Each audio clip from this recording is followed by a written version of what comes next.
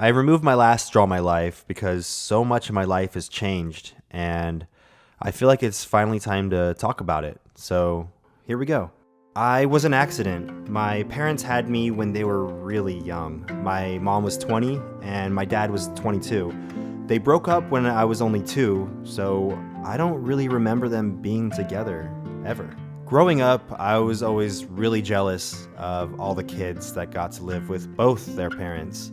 I lived with my mom, but I'd go to my dad's on the weekends. And when I'd get to my dad's, I'd cry to see my mom. And when I'd go back home to my mom, I'd cry to see my dad. I apparently loved crying. I was a painfully shy kid. I'd cry whenever I got any kind of attention. Yep, that's me. Crying again. I also suffered from night terrors, which is basically being aware you're sleepwalking, but not being able to control yourself while you're sleepwalking. And as the name indicates, they were absolutely fucking terrifying. My mom is a stay-at-home mom, literally. She suffers from a form of anxiety so intense she hasn't really been able to leave in the past 25 years. One night when I was 13, my mom's boyfriend said he was going to work, and he never came back, leaving my 2 brothers, my mom, and me behind. Since my mom didn't leave the house, we had no way to get food or go to the hospital, so my grandma moved in to help for a little bit, but she suddenly became very sick, and she died.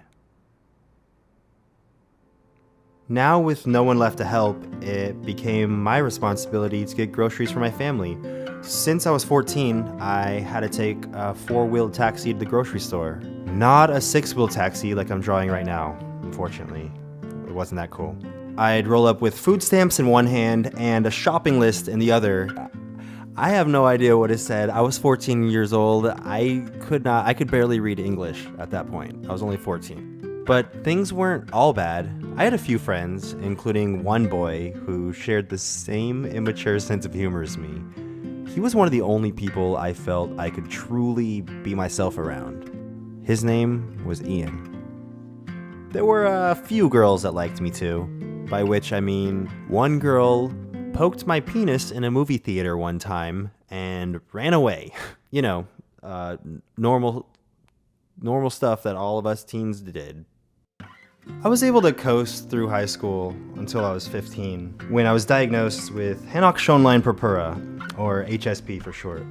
It's basically a disease that causes your immune system to attack its own red blood vessels, which causes you to have extreme joint pain, intestinal pain, this really intense rash, and constant puking.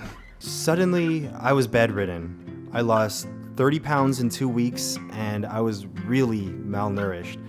I couldn't go to school anymore, so a teacher had to come once a week to give me homework just so I wouldn't fail. But being sick gave me a ton of free time. I was able to start learning how to code on a computer. I started working on this website, which was this forum that I made for me and my closest friends to use to kind of hang out online without me having to leave the house. This was before social media, so I wanted to create something useful that we could all use. I called it Smosh.com. After 4 months, I started feeling better. I'll always technically have HSP, but thankfully it's remained dormant and I haven't seen any signs of it since. I was able to return back to school and things were looking up. That website that I'd created started gaining popularity outside my group of friends, and the whole school was using it. I went from 30 daily users to tens of thousands within a few months. I sold some ad space on the site to make some money, and I saved up a bunch, and I was finally able to buy a really shitty car.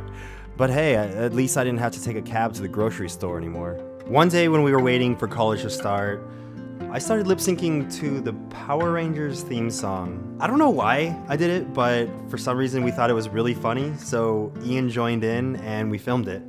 We posted it on Smosh.com. Our friends loved it so much they convinced us to make another one, so we did. That video blew up.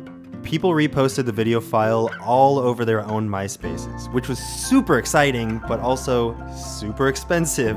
I was paying for the bandwidth on Smosh.com, so basically every time someone watched the video file, I would have to pay a small amount for the server load. At the height of it, I was paying $300 a month for people to watch our videos. One day I Googled ourselves and found that someone had uploaded our newest video to this new website called YouTube. They had about a dozen comments, which was really amazing because it was the first time I was able to directly see what people thought about our videos. I was getting pretty tired of paying for people to stream our videos, so we made a Smosh YouTube channel and started uploading our videos there.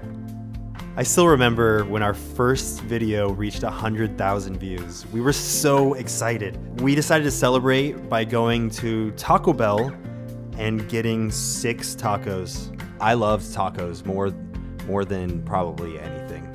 We turned my bedroom into a little merch factory, so we were able to make some money selling shirts while we stayed in college. After 2 years, YouTube contacted us to be part of their first wave of their ad program.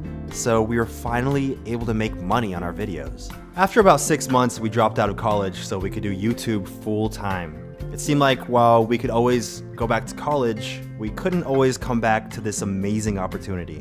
Spoiler alert, we never went back to college. Somehow I had ended up in front of the camera. The shy kid that just loved to sit in his bedroom coding on his computer was now starring in comedy sketches being viewed by millions of people. And things were really, really good until suddenly they weren't.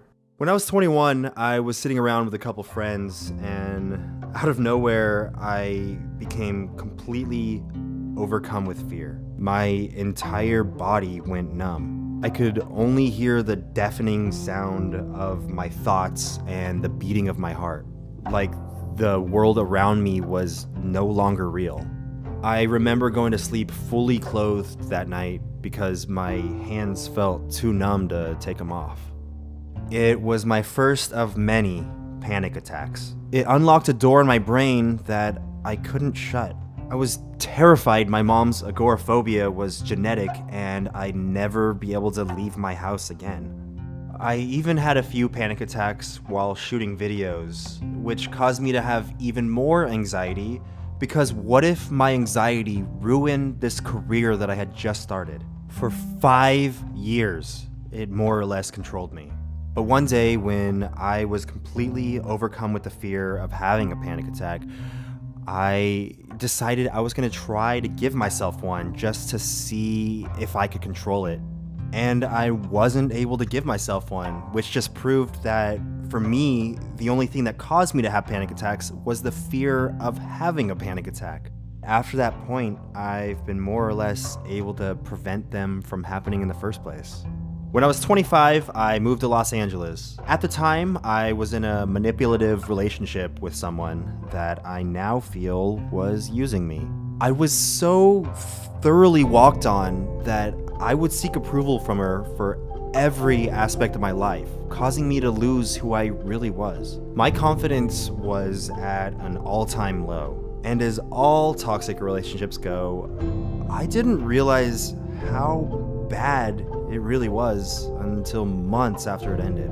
I now feel I've transitioned back into myself, but a version of myself I'm even happier with. I feel like I've grown more in the past year than in my entire life.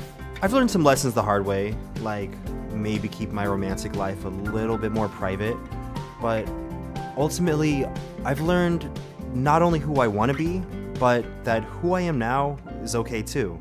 I've accepted being introverted and having anxiety. I mean, who doesn't sometimes? Thank you so much for all the support you've given me, and I can't wait to see where it takes us next.